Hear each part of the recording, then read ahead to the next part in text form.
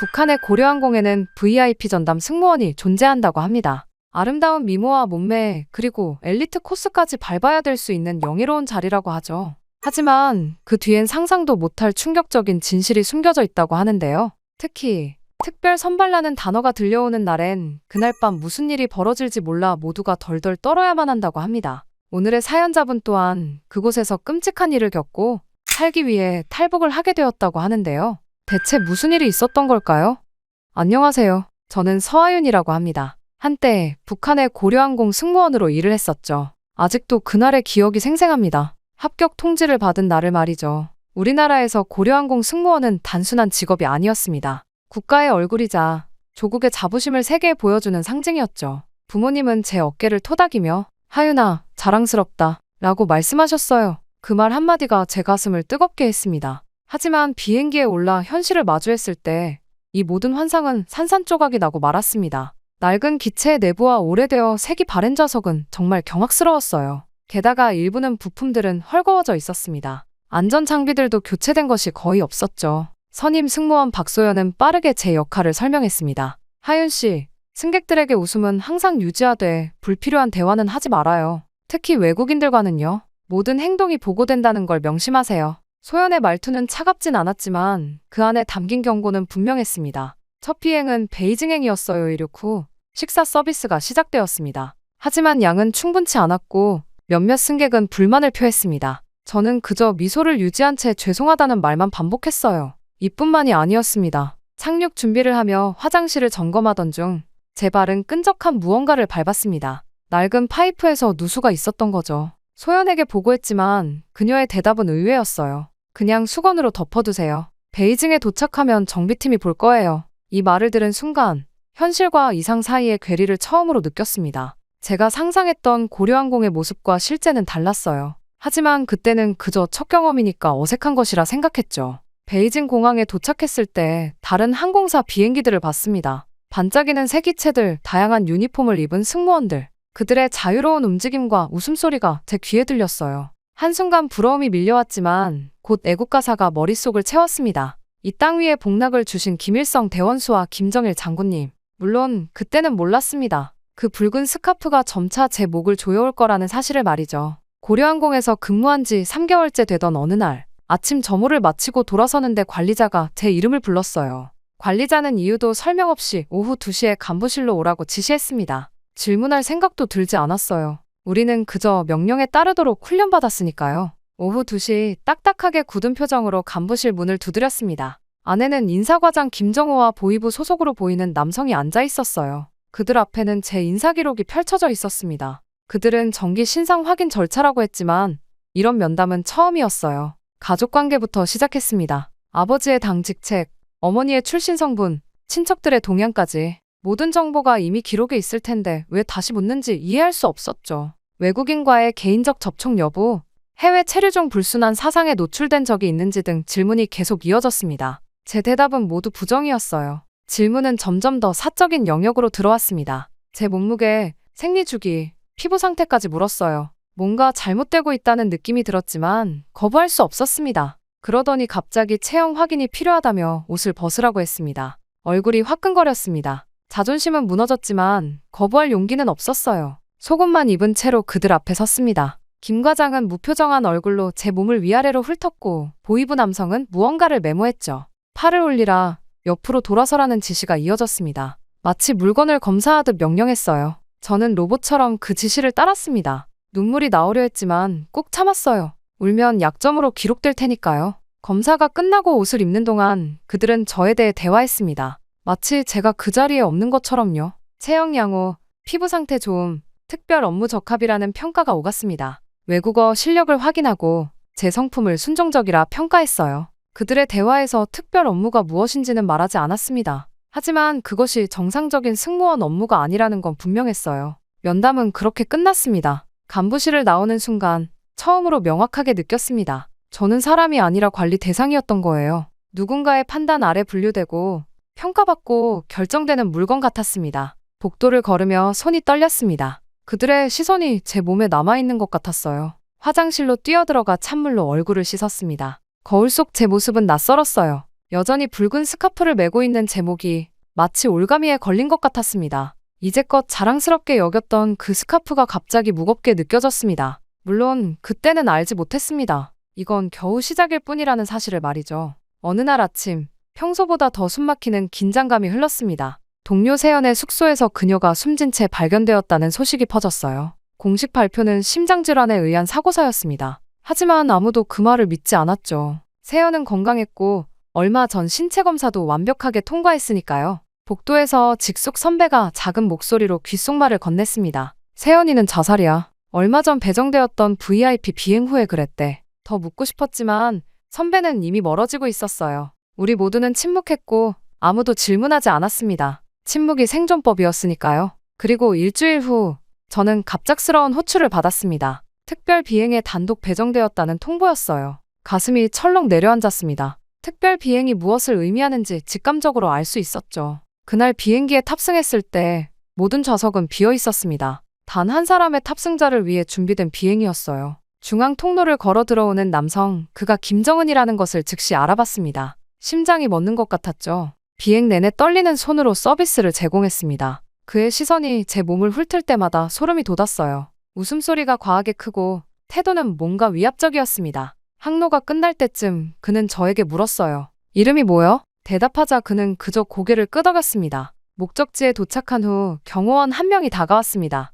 하윤 동무, 오늘 저녁 8시에 호텔 817호실로 오라는 지시입니다. 거부할 수 없다는 걸 알았어요. 그것은 지시가 아니라 명령이었으니까요. 숙소에서 샤워를 하며 눈물을 흘렸습니다. 무슨 일이 일어날지 알았어요. 세연의 죽음이 떠올랐습니다. 그녀도 같은 상황에 놓였던 걸까요? 시간이 흐를수록 공포는 커져갔습니다. 8시 떨리는 손으로 817호실 문을 두드렸어요. 김정은은 이미 술에 취해 있었습니다. 그의 눈빛에서 인간을 바라보는 시선을 찾을 수 없었어요. 그저 소유할 대상을 보는 눈빛이었습니다. 그날 밤 저는 인간이길 멈췄습니다. 김정은의 소나귀에서 제 몸은 물건이 되었고 제 영혼은 산산조각 났어요. 강제적인 상황 속에서 저는 아무것도 할 수 없었습니다. 저항할 권리도 거부할 힘도 없었어요. 모든 것이 끝난 후 방에 홀로 남겨졌습니다. 제 주변의 세계는 무너져 내렸어요. 마음속에는 분노, 수치심, 그리고 깊은 절망만이 남았습니다. 거울 속 제 모습은 더 이상 제가 아니었어요. 그저 사용된 껍데기만 남았습니다. 호텔 욕실 바닥에 쪼그려 앉아 오열했습니다. 살아있는 것이 처음으로 부끄럽게 느껴졌어요. 세연이 선택한 길이 이해되기 시작했습니다. 하지만 죽음보다 더 강한 무언가가 제 안에서 꿈틀거렸어요. 분노였습니다. 이 체제, 이 구조, 이 불평등에 대한 깊은 분노. 그날 이후 저는 유령처럼 살았습니다. 아침에 일어나 유니폼을 입고 비행기에 오르고 미소 짓고 서비스하고 모든 동작은 기계적이었어요. 제 영혼은 그 자리에 없었습니다. 밤마다 악몽에 시달렸어요. 잠들면 그날의 기억이 생생하게 되살아났죠. 때로는 비명을 지르며 깨어났습니다. 룸메이트들은 모른 척했어요. 알면서도 모르는 척하는 게 여기서의 생존법이니까요. 아무에게도 말할 수 없었습니다. 말하는 순간 더 큰 위험에 처할 거라는 걸 알았어요. 그 고통을 꾹꾹 눌러 삼켰습니다. 마음 깊은 곳에서는 분노가 끓어올랐지만 표면적으로는 완벽한 승무원의 모습을 유지했어요. 한 달이 지났을까? 새벽 기상 시간에 평소보다 일찍 일어나 화장실로 향했습니다.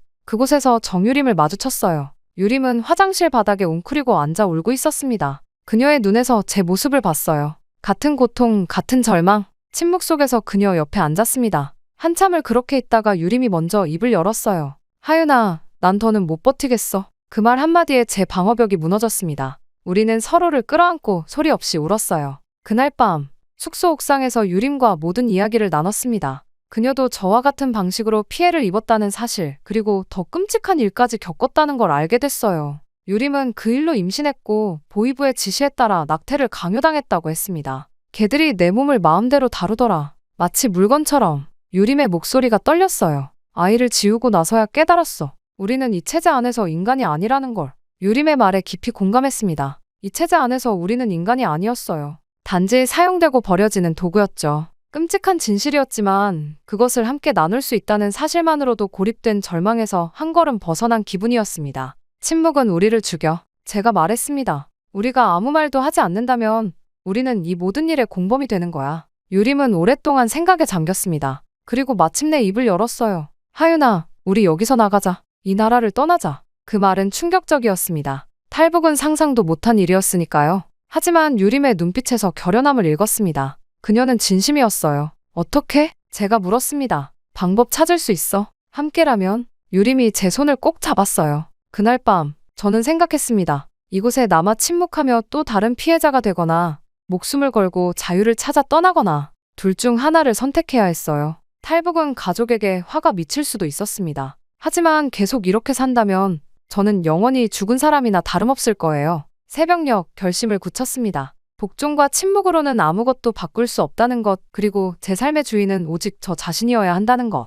유림과 함께 떠나기로 했어요. 그렇게 결심을 굳힌 후 유림과 저는 모든 가능성을 철저히 검토했습니다. 중국 국경을 통한 탈북은 너무 위험했어요. 우리는 비행 승무원이었고 그 특권을 활용해야 했습니다. 베이징 노선이 최선이야. 유림이 말했어요. 그녀의 말이 맞았습니다. 베이징은 한국 대사관이 있고 상대적으로 움직임이 자유로웠죠. 매일 밤 몰래 만나 계획을 세웠습니다. 공항 내동선, 갈아입을 평상복, 대사관 위치, 미행 차단 경로까지 모든 가능성을 시뮬레이션하며 대비했어요. 유림은 중국 지폐를 조금씩 모았고 저는 베이징 지도를 머릿속에 새겼습니다. 체포되면? 제가 물었어요. 그럼 죽는 거야. 차라리 죽는 게 낫지 않아? 그 말에 동의했습니다. 다시는 그런 삶으로 돌아갈 수 없었으니까요. 한 달 후 기적처럼 우리는 같은 베이징 노선에 배정되었습니다. 승무원 교대표를 본 순간 서로를 바라봤어요. 때가 왔다는 걸 눈빛으로 알 수 있었습니다. 출발 전날 밤 마지막으로 짐을 확인했습니다.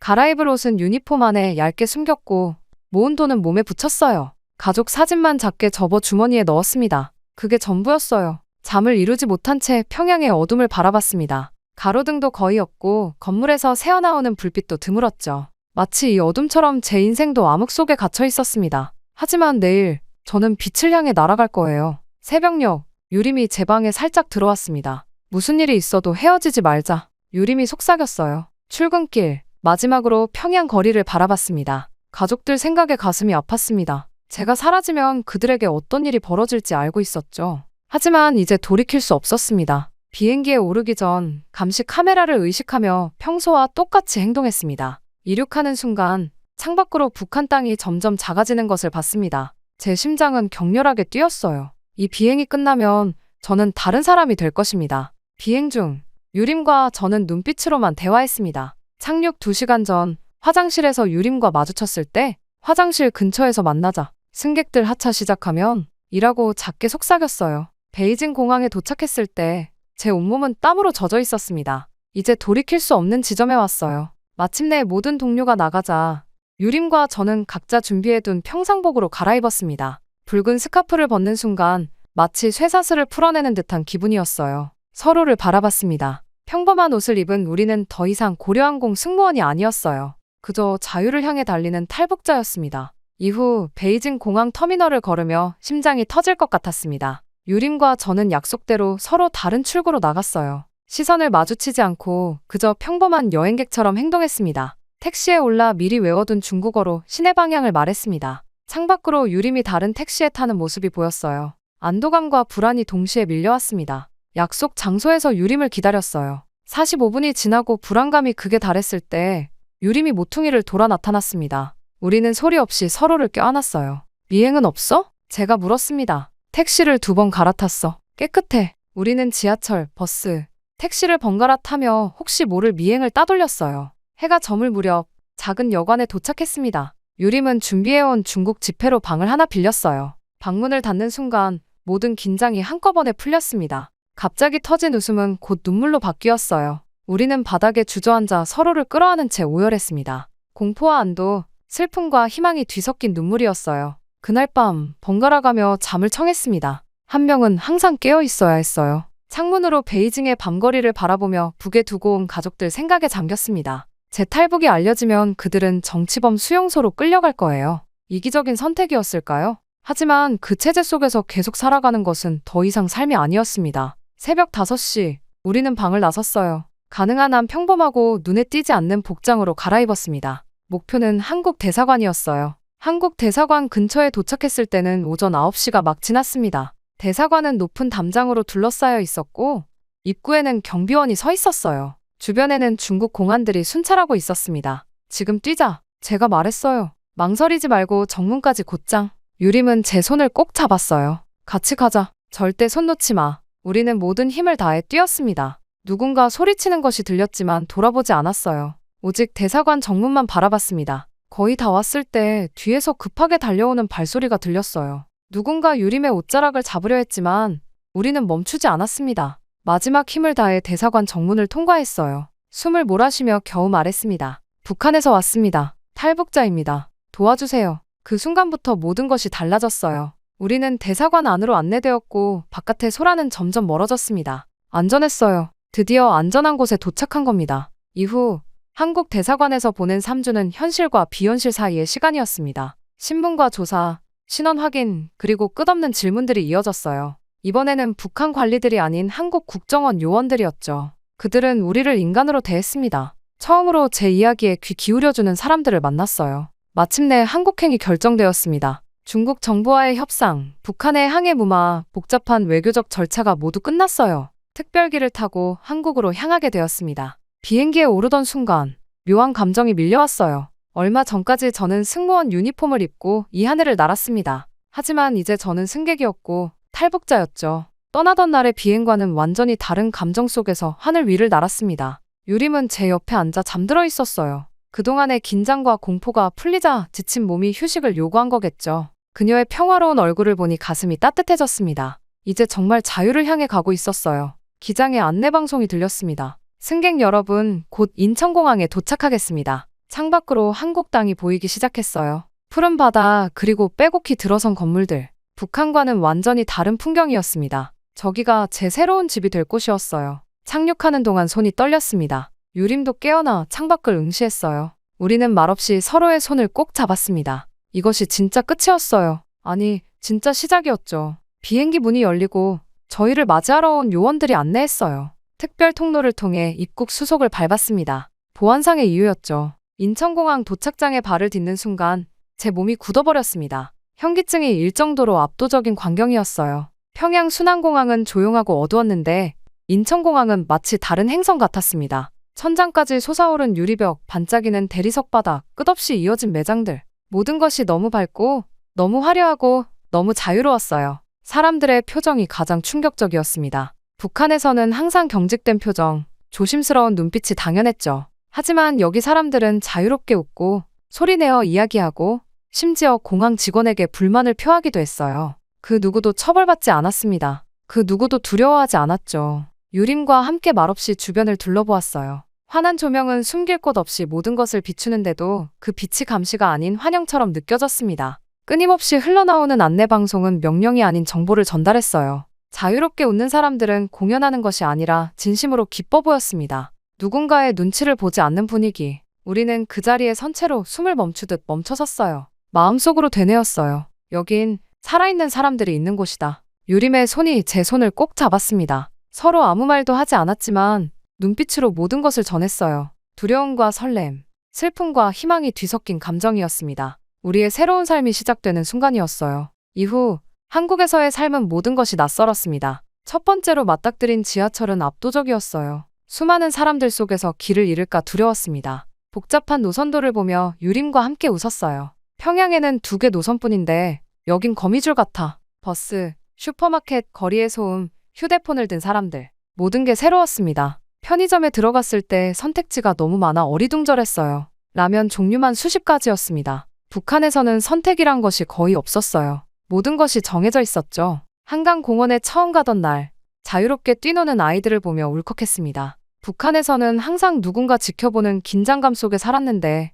여기선 사람들이 자연스럽게 웃고 떠들었어요. 아무도 신경 쓰지 않는 자유가 처음에는 어색했지만 곧 그 속에서 안도와 감동을 느꼈습니다. 하나원에서 나와 유림과 함께 작은 아파트를 얻었어요. 첫날 밤, 창밖으로 서울의 불빛이 별처럼 빛났습니다. 우리가 정말 해냈네. 유림이 말했어요. 저는 고개를 끄덕였습니다. 자유란 이런 것이었군요. 가끔 북에 두고 온 가족 생각에 눈물이 고였어요. 어머니의 된장국, 아버지의 손길, 평양의 공기가 그리웠습니다. 하지만 이제는 억눌리지 않는 곳에서 살아갈 수 있다는 것이 너무나 값졌어요. 취업이 어려웠지만 포기하지 않았습니다. 탈북민이라는 꼬리표를 안고 여러 번 거절당했어요. 마침내 작은 여행사에 취직했습니다. 처음으로 받은 월급으로 화분을 샀어요. 그것이 제 진짜 첫 재산이었습니다. 거울 속 제 모습은 더 이상 붉은 스카프를 맨 고려항공 승무원이 아니었어요. 단정한 정장을 입은 평범한 직장인이었습니다. 그 평범함이 얼마나 소중했는지 모릅니다. 유림과 조용히 다짐했어요. 다시는 침묵하지 않겠다고. 지금부터는 스스로의 이름으로 살아가겠다고. 서하윤과 정유림, 이제 우리는 더 이상 북한 체제의 도구가 아니었습니다. 우리는 처음으로 인간답게 숨쉬며 자신의 이름으로 하루를 시작해요. 서하윤과 정유림, 이제 우리는 더 이상 북한 체제의 도구가 아니었습니다. 우리는 자신의 이름으로 하루를 시작하고 자신의 선택으로 삶을 살아가는 자유로운 존재였어요. 우리의 마지막 비행은 처음으로 진정한 삶을 향해 이륙한 비행이었습니다. 그리고 이제 우리는 계속해서 날아오르고 있어요. 북한 내부에서 충격적인 사건이 발생했습니다. 김정은의 특별관리 대상이었던 여성이 감쪽같이 사라졌기 때문인데요. 충격적인 건 그녀가 김정은의 비밀별장에서 특별한 임무를 수행하고 있었다는 점이죠. 심지어 북한 당국은 그녀의 존재 자체를 지우려는 듯한 움직임을 보이기까지 했다고 합니다. 대체 무슨 일이 일어나고 있는 건지 뉴스에서도 공개되지 않은 오늘의 사연, 지금부터 전해드립니다. 안녕하세요. 저는 탈북민 강민주라고 합니다. 한때 평양 최고급 병원의 내과 전문의였어요. 북한에서 의사로 살아간다는 것은 일반 주민들보다 훨씬 나은 환경에서 지낸다는 뜻이죠. 하지만 그것도 잠시였습니다. 제 인생이 완전히 뒤바뀌는 순간이 찾아온 건 순식간이었으니까요. 모든 일은 한 달 전 김정은이 우리 병원을 방문했을 때 시작되었습니다. 갑작스러운 최고 지도자의 방문에 병원은 발칵 뒤집혔어요. 그날 김정은과 복도에서 마주친 순간 저는 그의 눈빛이 저를 오래도록 쫓는 것이 느껴졌어요. 아무 말도 없었지만 그 시선에 온몸이 얼어붙었습니다. 그 순간 저는 직감적으로 이 만남이 좋은 일이 아니라는 것을 느꼈죠. 그리고 그 예감은 적중했습니다. 평소와 다름없던 화요일, 저는 병원장실로 갑작스러운 호출을 받았습니다. 들어가니 병원장과 당 간부 2명이 앉아 있었어요. 그들은 제가 김정은의 건강을 담당할 주치의팀에 발탁되었다고 알려주었습니다. 순간 귀를 의심했어요. 북한에서 김정은의 주치의가 된다는 것은 최고의 명예지만 동시에 어떤 실수도 용납되지 않는 위험한 자리였거든요. 그리고 다음 날 아침 일찍 긴급 호출이라며 검은색 승용차가 제 숙소 앞에 도착했습니다. 창문이 짙게 선팅된 차였죠. 2시간 후 차는 거대한 철문 앞에 멈췄어요. 문이 열리자 호화로운 별장이 눈앞에 펼쳐졌죠. 마치 동화 속 궁정 같았습니다. 그리고 저는 이 순간이 제 인생을 완전히 바꿔놓을 거라는 예감이 들었죠. 안으로 들어서자마자 거대한 거실에 김정은이 혼자 앉아 있었어요. 그는 평소보다 훨씬 편안한 복장이었죠. 그를 보자마자 저를 올렸습니다. 건강 상태가 어떠신지 물었어요. 김정은은 웃음을 지었죠. 그 웃음이 소름 끼쳤습니다. 별일 아니고 약간의 두통이 있을 뿐이라고 했어요. 그러더니 갑자기 저에게 오늘 밤 여기 머물러야겠다고 하더군요. 그 말에 숨이 멎는 것 같았죠. 여기서 머문다고요? 공포가 전신을 휩쓸었어요. 저녁 식사가 차려졌습니다. 김정은은 술을 따르라고 지시했죠. 그의 잔이 비워질 때마다 채워야 했습니다. 그는 점점 더 많은 질문을 했고 술이 취할수록 그의 시선은 달라졌어요. 그러더니 점점 저에게 다가오기 시작했습니다. 제 허리를 감싸고 제 목에 입김을 불어넣더군요. 온몸이 얼어붙는 것만 같았습니다. 역시 내 눈은 틀리지 않았군. 나를 제대로 치료해 줄 수 있겠어. 그 말에 저는 눈물이 날 것만 같았습니다. 하지만 김정은에게 자비란 없었죠. 그는 저의 입에 자신의 입을 거칠게 맞추기 시작하더니 저의 옷을 하나하나 벗기기 시작했어요. 너무 무서웠지만 저는 아무것도 할 수가 없었죠. 그의 손이 저의 몸을 훑을 때마다 수치심에 눈물이 흘렀습니다. 그리고 그날 밤 저는 김정은의 것이 되었어요. 제 의지와 상관없이 말이죠. 다음 날 아침 저는 영혼이 빠져나간 듯한 상태로 별장을 빠져나왔습니다. 김정은은 아무 일도 없었다는 듯이 저를 보냈어요. 하지만 제 안에서는 모든 것이 무너져 내리고 있었죠. 차에 앉아 평양으로 돌아오는 내내 눈물조차 흘릴 수 없었습니다. 어떤 감정인지 스스로도 설명할 수 없었어요.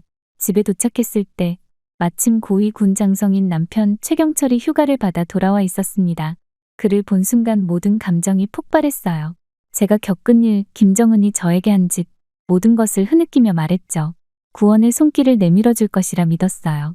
남편이니까, 제 편이니까. 하지만 남편의 반응은 상상조차 할 수 없는 것이었습니다. 최경철의 눈빛이 변했어요. 그의 표정에는 분노도 슬픔도 없었죠. 오히려 계산적인 눈빛이었습니다. 이건 가문의 영광이야. 그 말을 듣는 순간 귀를 의심했어요. 영광이라고요? 내가 당한 모든 수치와 고통이 최고 지도자님께 충성을 보이면 우리 가문은 더 높은 자리로 갈 수 있어. 이해해야 해. 남편은 저희 손을 잡았지만 그 손길에서 따뜻함이 아닌 차가움을 느꼈습니다. 그의 눈에는 야망만이 가득했어요. 체제 속에서 출세하기 위한 욕망이 제 존엄성보다 중요했던 거죠. 너는 내 아내이지만 체제의 일부야. 이 정도는 감수해야 해. 그 말에 온몸에 힘이 빠졌습니다. 내가 사랑한 남자, 내 편이 되어줄 거라고 믿었던 사람의 입에서 그런 말이 나오다니요. 저는 그저 체제의 일부, 희생해도 괜찮은 존재였던 겁니다. 너만 이런 일을 당하는 게 아니야. 고위층 여성들 중에는 이런 일들이 많아. 남편은 위로하는 듯한 말투였지만 그 말이 더 큰 상처가 됐어요. 마치 이런 일이 당연하다는 듯한 어조였으니까요. 그는 계속해서 체제의 논리를 말했습니다. 생존을 위해서는 복종해야 한다고. 이건 우리가 선택할 수 있는 문제가 아니라고. 그날 밤 저는 소리 없이 울었습니다. 옆에 누운 남편은 제 눈물을 모른 척했어요. 그에게 저는 더 이상 한 사람이 아니라 출세의 도구였던 걸까요? 온전히 혼자라는 느낌이 몰려왔습니다. 김정은에게 몸을 빼앗기고 남편에게 마음마저 배신당했어요. 다음 날 남편은 출근 전에 저에게 경고했습니다. 어떤 일이 있었는지 절대 다른 사람에게 말하지 말라고요. 그리고 최고 지도자님이 또 부르면 거절하지 말라고 했죠. 그의 말은 명령이었어요. 마치 김정은의 명령과 다를 바 없었습니다. 내가 거부하면 우리 가족 모두가 위험해져. 이해해야 해. 그 순간 깨달았어요. 제가 이 상황에서 벗어날 수 있는 사람은 제 자신뿐이라는 것을. 남편은 저를 지켜주지 않을 거예요. 오히려 그는 저를 체제에 바치려 하고 있었죠. 출세를 위해, 권력을 위해 그는 자신의 아내를 김정은의 소유물로 바치려 했습니다. 절망 속에서 처음으로 탈출을 생각했어요. 북한을 벗어나는 것, 이 지옥에서 탈출하는 것, 불가능에 가까운 일이었죠. 하지만 이대로 살 수는 없었습니다. 매일 밤 김정은의 부름을 기다리며 공포에 떨며 살 수는 없었어요. 그날 이후 저는 남편을 다른 사람처럼 대했습니다. 그는 더 이상 제 보호자가 아니었어요. 체제의 일부, 김정은의 충복일 뿐이었죠. 제 마음속에서 그는 이미 죽은 사람이나 다름없었습니다. 이제 저는 정말로 혼자였어요. 하지만 역설적이게도 이 깨달음이 제게 힘을 주었습니다. 누구에게도 의지할 수 없다면 오직 나 자신만을 믿고 이 지옥에서 탈출할 방법을 찾아야 했으니까요. 그 후로 김정은의 호출은 계속되었습니다. 때로는 건강검진이라는 명목으로, 때로는 아무런 이유 없이 별장으로 불려갔어요. 처음엔 일주일에 한 번이었다가 점점 빈도가 잦아졌죠. 제 삶은 완전히 그의 일정에 맞춰져 있었습니다. 병원에서는 동료들이 저를 다르게 보기 시작했어요. 아무도 말하지 않았지만 그들의 눈빛에서 알 수 있었죠. 그들은 알고 있었습니다. 제가 최고 지도자님의 특별한 의사라는 것을. 수석 의사 박정우조차 저를 대하는 태도가 달라졌어요. 그의 눈에는 경계와 동시에 일종의 동정이 있었습니다. 집에서의 삶도 지옥이었어요. 남편 최경철은 점점 더 고위직으로 승진했죠. 제가 치르는 대가로 그는 권력의 사다리를 올라가고 있었습니다. 우리 사이의 사랑은 이미 사라진 지 오래였어요. 그는 제게 말했죠. 앞으로도 최고 지도자님의 호출에 잘 응하도록 해. 우리 가문의 미래가 걸린 일이야. 그의 말에 더 이상 분노조차 느껴지지 않았습니다. 그저 공허함만 남았어요. 남편에게 제 존재는 단지 출세의 도구였죠. 저는 하루하루를 로봇처럼 살았습니다. 감정을 느끼지 않으려 했어요.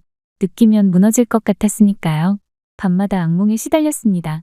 김정은의 얼굴, 그의 손길, 그날 밤의 기억들이 계속해서 저를 괴롭혔어요. 약을 먹어도 잠을 이룰 수 없었죠. 제 영혼은 조금씩 죽어가고 있었습니다. 한 달이 지나고 두 달이 지났어요. 김정은의 부름은 계속되었죠. 이제 저는 주치의라는 직함만 가진 그의 소유물이었습니다. 의학적 조언을 구하는 일은 거의 없었어요. 그는 그저 제가 옆에 있길 원했습니다. 오늘부터 3일간 별장에서 대기하라. 또 다른 호출이었어요. 이번엔 더 오래 머물러야 했죠. 남편에게 말하자 그는 고개를 끄덕였습니다. 아무런 반응도 없었어요. 마치 일상적인 업무 일정을 듣는 것처럼. 별장에서의 나날들, 저는 점점 더 제 자신을 잃어갔습니다. 거울 속 제 모습은 낯설었어요. 눈빛이 죽어 있었죠. 영혼이 빠져나간 듯한 얼굴이었습니다. 어느 날 밤 김정은이 술에 취해 잠든 사이 저는 창밖을 바라봤어요. 높은 담장과 경비병들이 보였습니다. 탈출은 불가능해 보였죠. 하지만 이대로 살 수는 없었어요. 이건 삶이 아니었으니까요. 그때 우연히 김정은의 일정표를 보게 되었습니다. 경호실장이 놓고 간 서류였어요. 다음 달 김정은이 중국을 방문한다는 내용이었죠. 베이징에서 열리는 중요한 회담에 참석한다고 했습니다. 순간 머릿속에 불빛이 켜졌어요. 이것이 기회일지도 모른다는 생각이 들었습니다. 김정은이 중국을 방문하면 주치의팀도 동행하게 될 것이고 그러면 저도 당연히 포함될 거예요. 중국에서라면 북한보다는 탈출할 가능성이 높지 않을까? 저는 서류를 자세히 살폈습니다. 일정, 방문지, 체류 호텔까지 모든 정보가 있었어요. 가슴이 빠르게 뛰었죠.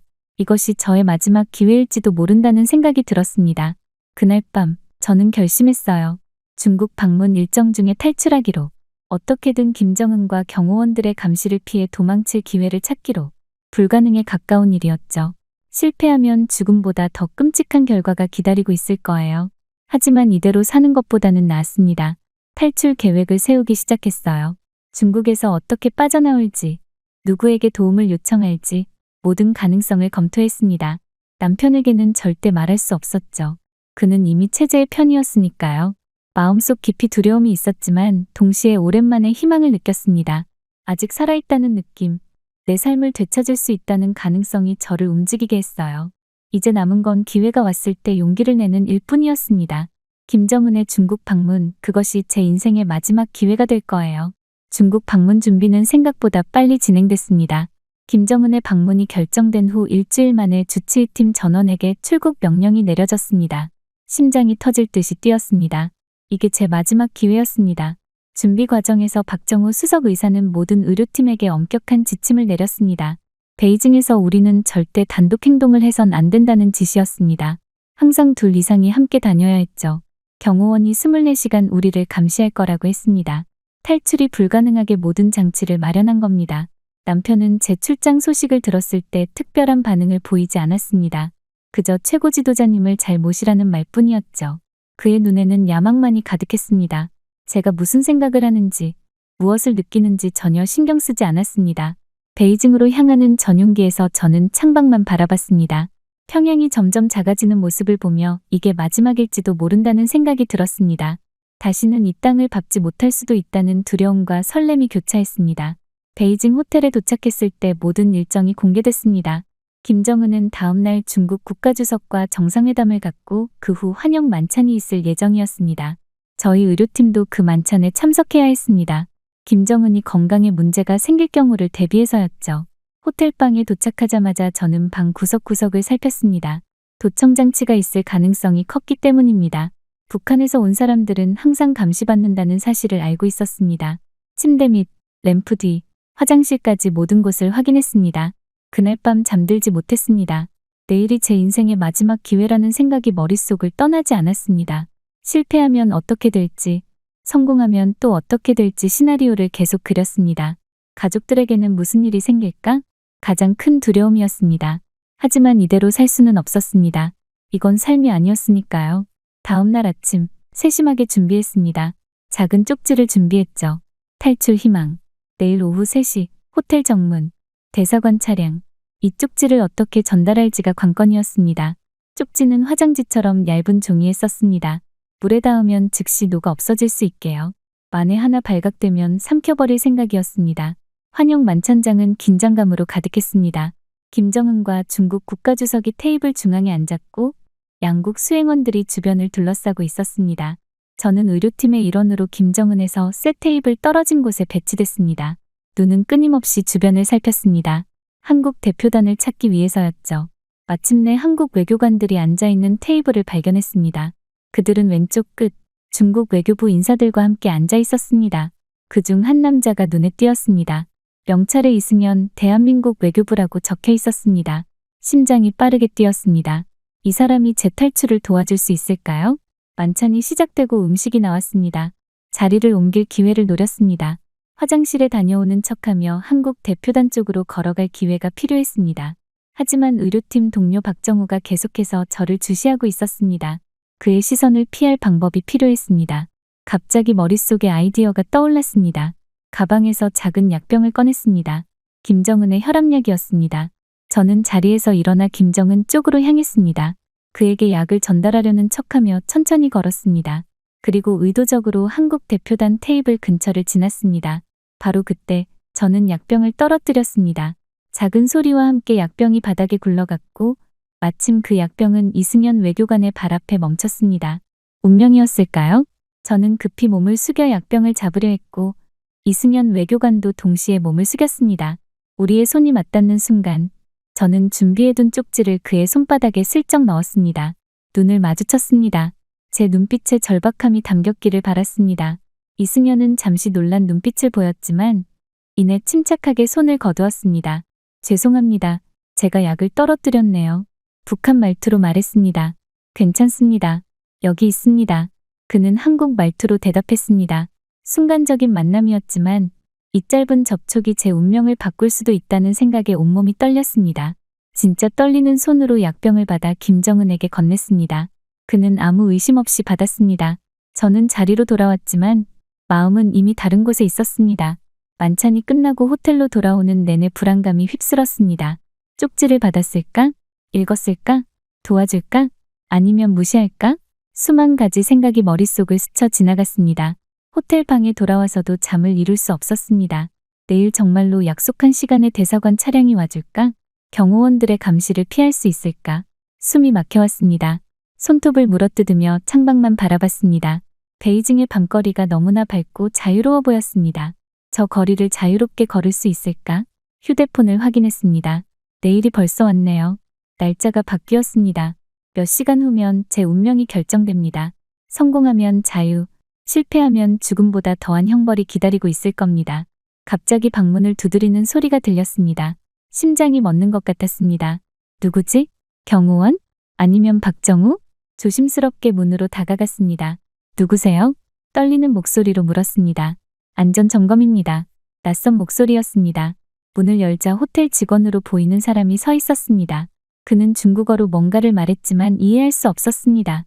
그가 내민 종이를 보니 호텔 안내문 같았습니다. 그런데 종이를 뒤집자 한글로 짧은 메시지가 쓰여 있었습니다. 내일 계획대로. 준비됨. 심장이 요동쳤습니다. 이승연이 제 메시지를 받았습니다. 그리고 도와주기로 했습니다. 서류를 돌려주며 가볍게 고개를 끄덕였습니다. 직원은 아무 말 없이 떠났습니다. 방으로 돌아와 창밖을 바라봤습니다. 베이징의 불빛들이 반짝였습니다. 내일, 저 불빛 속으로 자유를 향해 달려갈 수 있을까요? 내일이 제 인생의 마지막 날이 될까요? 아니면 새로운 시작이 될까요? 잠을 이루지 못한 채 저는 내일을 위한 준비를 시작했습니다. 비상시를 대비해 필요한 물건들을 작은 가방에 챙겼습니다. 가져갈 수 있는 것은 많지 않았습니다. 여권, 약간의 돈, 그리고 가족사진 한 장. 이게 전부였습니다. 북한을 떠나면서 가져갈 수 있는 것은 이것뿐이었습니다. 창문을 통해 동이 트는 것을 봤습니다. 새로운 날이 밝았습니다. 제 탈출의 날이 시작된 겁니다. 약속된 시간이 다가왔습니다. 오후 3시, 심장이 미친 듯이 뛰었어요. 창문으로 호텔 정문을 내려다보니 검은색 세단 한 대가 대기 중이었죠. 차량 번호판은 한국 대사관 차량임을 나타내는 외교 번호였습니다. 마지막으로 방을 둘러봤어요. 이곳을 떠나면 다시는 돌아올 수 없다. 북한의 모든 것, 내 과거와 가족을 영원히 떠나는 순간이었죠. 잠시 망설임이 밀려왔지만 김정은의 소유물로 살아가는 미래를 생각하니 결심이 더욱 단단해졌습니다. 복도로 나섰어요. 한층에 우리 의료팀만 배치되어 있었죠. 다행히 다들 자기 방에 있는 듯 했습니다. 엘리베이터 버튼을 눌렀어요.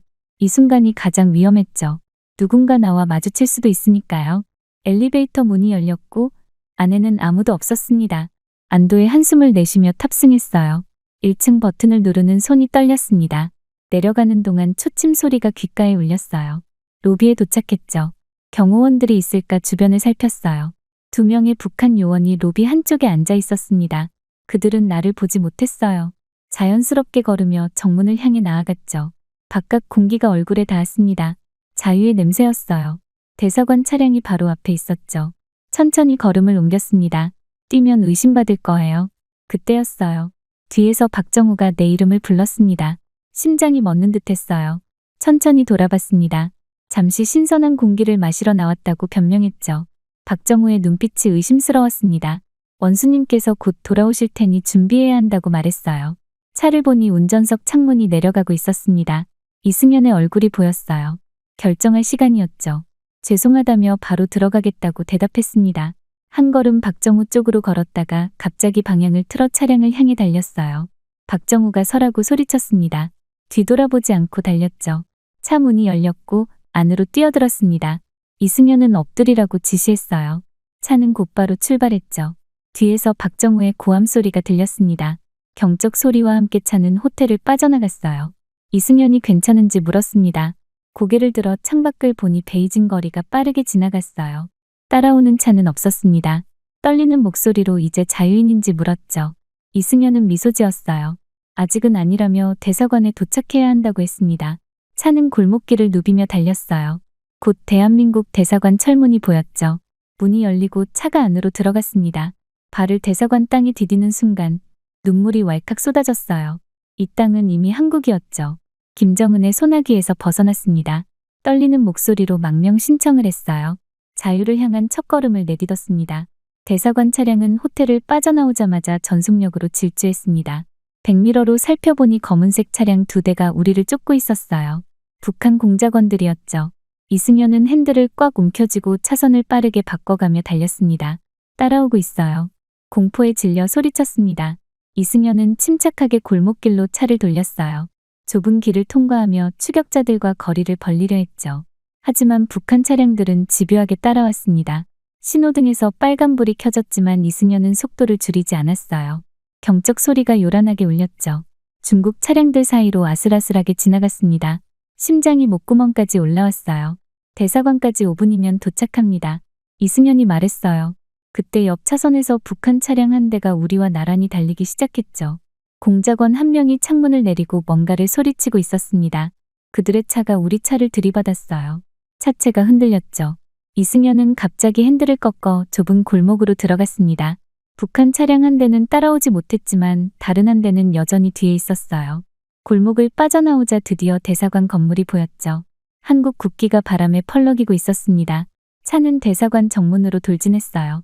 경비원들이 놀란 표정으로 우리를 바라봤죠. 이승현이 창문을 내리고 소리쳤습니다. 대한민국 외교관 이승현입니다. 북한 망명자와 함께 왔어요. 문을 열어주세요. 경비원들은 재빨리 철문을 열었습니다. 차가 들어서자마자 문이 닫혔어요. 북한 차량은 문 밖에서 멈춰섰죠. 그들은 대사관 영내로 들어올 수 없었습니다. 대사관은 한국 영토나 다름없었으니까요. 차에서 내리자 다리에 힘이 풀렸어요. 몇 명의 대사관 직원들이 달려와 나를 부축했죠. 건물 안으로 안내받으며 뒤돌아봤습니다. 북한 공작원들이 대사관 문 앞에서 소리치고 있었어요. 건물 안에 들어서자 대사관 직원들이 모여들었습니다. 떨리는 목소리로 말했어요. 저는 북한에서 온 망명 신청자입니다. 이 한마디를 말하는데 평생이 걸린 것 같았죠. 대사관 직원들은 고개를 끄덕이며 다가왔습니다. 한 여성이 물과 담요를 가져다 주었어요. 대사관 정문의 소란은 더욱 커졌습니다. 북한 요원들이 중국 경찰과 함께 도착했어요. 그들은 나를 돌려달라고 요구하고 있었죠.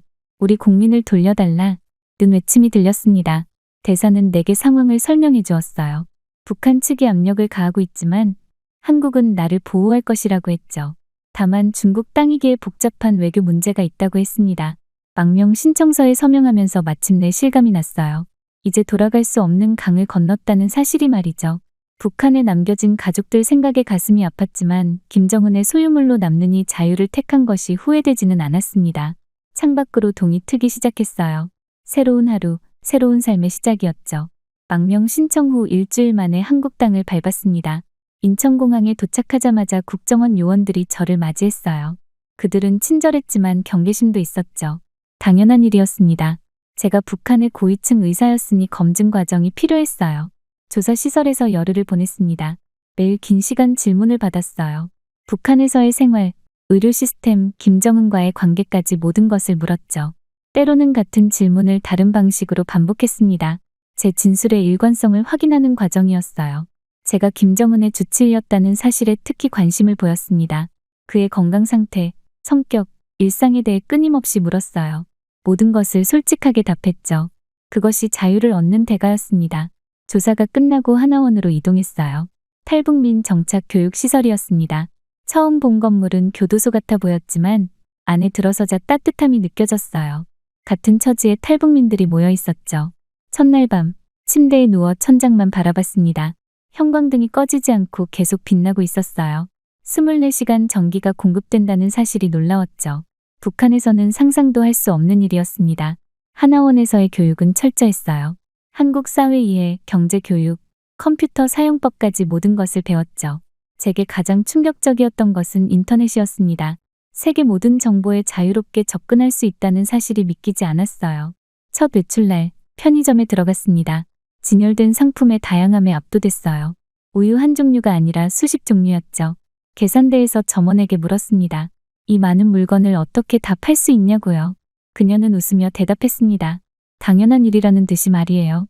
하나원 교육 중 다른 탈북민들과 교류했습니다.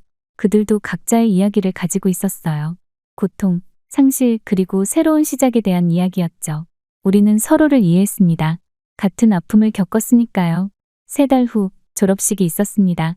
하나원을 떠나 실제 한국 사회로 나갈 준비가 된 것이었어요. 정부에서 제공한 작은 아파트로 이동했죠. 비록 좁았지만 제 공간이었습니다.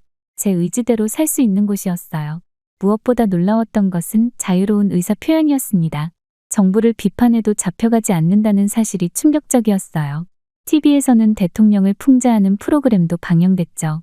북한에서는 상상조차 할 수 없는 일이었습니다. 의사 자격을 인정받기 위해 공부를 시작했어요. 북한 의학과 한국 의학의 차이는 컸지만 기본은 같았죠. 언젠가 다시 의사로 일할 수 있다는 희망이 생겼습니다. 때로는 북한에 두고 온 가족들 생각에 가슴이 미어졌어요. 그들의 안위가 걱정됐죠. 하지만 후회는 없었습니다. 이 선택이 제게 옳은 일이었어요. 남한 정착 1년째 되는 날, 화장대 거울 앞에 섰습니다. 거울 속 제 모습은 많이 달라져 있었어요. 눈빛에 생기가 돌아왔고 표정은 편안해졌죠. 처음으로 진심 어린 미소를 지었습니다. 이제 저는 자유인이었어요. 더 이상 김정은의 소유물이 아닌 온전한 한 사람으로서 제 삶의 주인공이 되었죠. 새로운 삶이 시작되었습니다. 저의 이야기는 이렇게 끝이 나지만 저의 새로운 이야기는 이제 시작입니다. 부디 저의 앞날을 응원해 주시길 바랍니다. 지금까지 저희 이야기를 들어주셔서 감사합니다.